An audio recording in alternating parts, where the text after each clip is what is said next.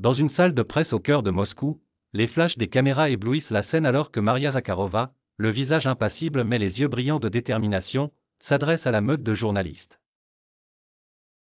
En cette froide matinée d'hiver, les nouvelles du soutien militaire américain à l'Ukraine avaient défié les vents de l'Est et déclenché une tempête médiatique à travers le monde. Cette décision ne peut pas passer inaperçue, commença-t-elle d'une voix qui résonne avec une froideur calculée, chaque mot soigneusement sélectionné pour son impact. Pendant ce temps, à plusieurs milliers de kilomètres de là, dans le calme apparent d'une salle de réunion à la Maison-Blanche, les conseillers se penchent sur des cartes détaillées et des smartphones vibrants de notifications urgentes. L'annonce avait été faite après maintes délibérations, pesant chaque réponse potentielle de Moscou avec une prudence qui n'avait pourtant pas réussi à dissuader les faucons de Washington.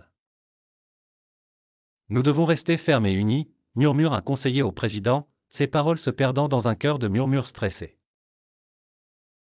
La tension entre ces deux puissances mondiales atteint un niveau à couper le souffle, chaque acte vu à travers le prisme de la géopolitique complexe. En Ukraine, des soldats au front échangent des regards nerveux. L'ombre de ces jeux de pouvoir se prolonge jusque dans les tranchées, des hommes et des femmes ordinaires dont les vies sont modelées par des décisions prises dans des bureaux luxueux. Maria Zakharova, finissant sa déclaration chargée d'avertissements voilés, quitte la tribune.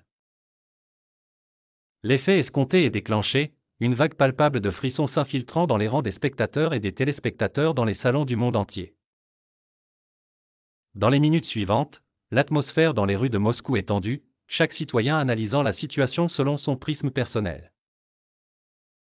Avec l'approbation de longues frappes en Ukraine, Washington avait franchi une ligne invisible, un pas audacieux dans une danse dangereuse.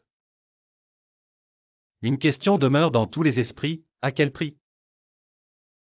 Les télévisions retransmettent en boucle les images des déclarations, les analystes débattent sans fin des implications de ces décisions. L'histoire continue de s'écrire, chacune de ces pages marquée par la résonance des bottes sur le sol et la rhétorique enflammée des podiums officiels.